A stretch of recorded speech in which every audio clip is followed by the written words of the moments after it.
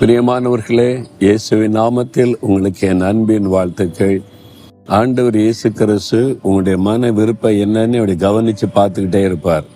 நீங்கள் என்ன ஆசைப்படுறீங்க, என்ன விரும்புகிறீங்க, அதையெல்லாம் கவனித்து அவருடைய பிள்ளைகளுக்கு அப்படியே உதவி செய்வாராம்.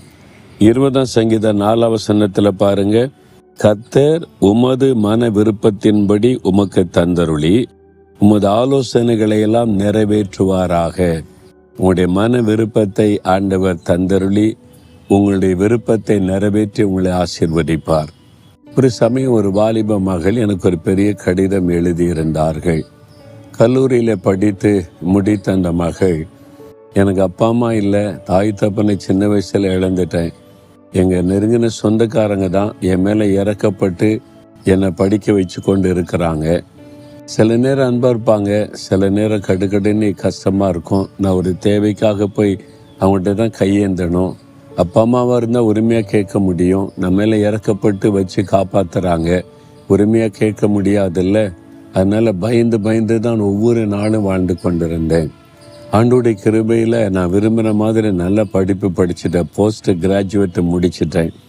நல்லா படித்ததுனால அவங்களும் மறுக்க முடியல. இப்போ சொல்கிறாங்க, இவளை எப்படி கல்யாணம் பண்ணுறது, நிறைய லட்சக்கணக்காக செலவாகுமே.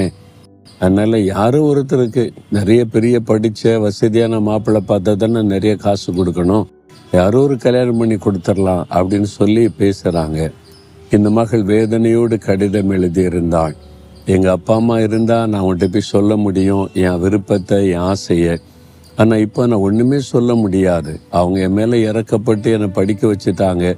அவங்க சொல்கிறது தானே, அதனால் எனக்கு யார் இருக்கிறான்னு சொல்லி நான் அந்த மகளுக்கு எழுதின ஒரு பரம தகப்பன் இருக்கிறார்.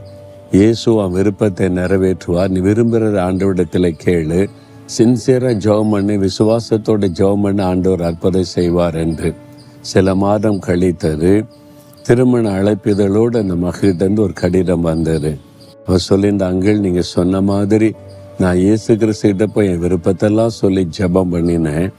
ரொம்ப ஆச்சரியமாக இந்த குடும்பத்தாரே ஆச்சரியப்படும்படி என்னை விட அதிகம் படித்த நல்ல ஆவிக்குரிய நல்ல வேலையில் இருக்கிற ஒரு மகன் அந்த குடும்பத்தாரை தேடி வந்து என்னை அவங்க ஏற்றுக்கொள்ள அர்ப்பணிச்சிருக்கிறாங்க. இந்த கல்யாண கார்டு ஜெபித்து கொள்ளுங்கள் என்று எழுதியிருந்தாள். பார்த்தீங்களா, அவருடைய விருப்பத்தை சொல்லக்கூட யாரும் இல்லை, கேட்பதற்கு யாரும் இல்லை. ஆனால் ஆண்டவர் அவருடைய விருப்பத்தை அறிந்து நிறைவேற்றி கொடுத்தார். உங்கள் வாழ்க்கையில் ஏதோ ஒரு விருப்பம் யார்கிட்டையும் சொல்ல முடியல, யாரும் புரிந்து கொள்ள மாட்டேங்கிறாங்க, இதை சொன்னால் சிரிப்பாங்க, என்னை கேவலமாக பேசுவாங்கன்னு நினைக்கிறீங்களா? இயேசுகிட்ட போய் சொல்லுங்களேன். அவர் உங்களுக்கு அழகாக ஆறுதல் கொடுத்து அழகாய் நடத்தி தருவார். தவறாக புரிந்து கொள்ள மாட்டார், குறை சொல்ல மாட்டார். அப்படி ஒரு அற்புதமான ஒரு ஆண்டவர் இயேசு. அவர் உங்களுடைய மன விருப்பத்தை நிறைவேற்றி தருவார். இப்போ சொல்கிறீங்களா, ஆண்டவரே என்னுடைய மன விருப்பம் இதுதான், இதை நீங்கள் தான் விளங்கி கொள்ள முடியும், எனக்கு அதை நிறைவேற்றி தர முடியும்னு இந்த மகள் ஜெபிக்கிறாங்க, இந்த மகன் ஜெபிக்கிறாங்க.